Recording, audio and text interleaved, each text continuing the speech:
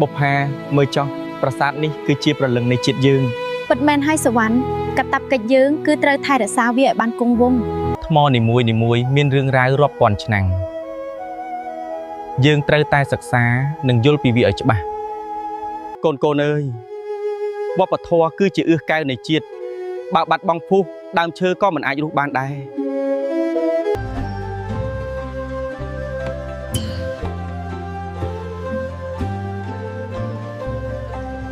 រាល់ក្បាច់រាំគឺជាភាសាដែលដូនតាយើងចង់ប្រាប់យើង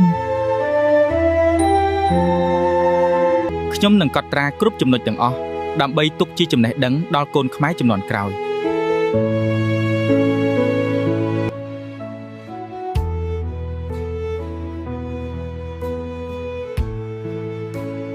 សម័យកាលផ្លាស់ប្ដូរប៉ុន្តែបេះដូងខ្មែរមិនត្រូវប្រែប្រួលឡើយ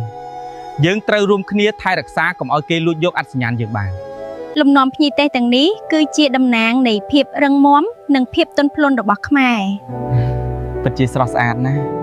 អនាគតនៃវប្បធម៌យើងស្ថិតក្នុងដៃអ្នកទាំងពីរនិងកូនខ្មែរគ្រប់រូបយើងនឹងមិនឲ្យពន្លឺនៃវប្បធម៌នេះរលត់ទៅឡើយចា៎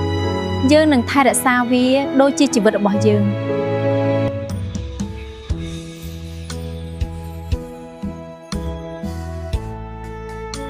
មើលចុះបុប្ផាចម្លាក់ទាំងនេះមិនមែនគ្រាន់តែជាថ្មទេវាជាព្រលឹងនៃប្រវត្តិសាស្ត្រយើងពិតណាស់វាអស្ចារ្យណាស់នេះគឺជាអ្វីដែលយើងត្រូវថែរក្សារាល់កាយវិការនីមួយមានអត្ថន័យជ្រាលជ្រៅណាស់បងសវណ្ណយើងត្រូវតែរក្សាវាកុំឲ្យបាត់បង់ពិតណាស់ក្មួយអើយវប្បធម៌រលត់ជាតិរលាយវប្បធម៌ពណ៌រាយជាតិថ្កើងថ្កាននេះគឺជាភារកិច្ចរបស់អ្នកទាំងអស់គ្នា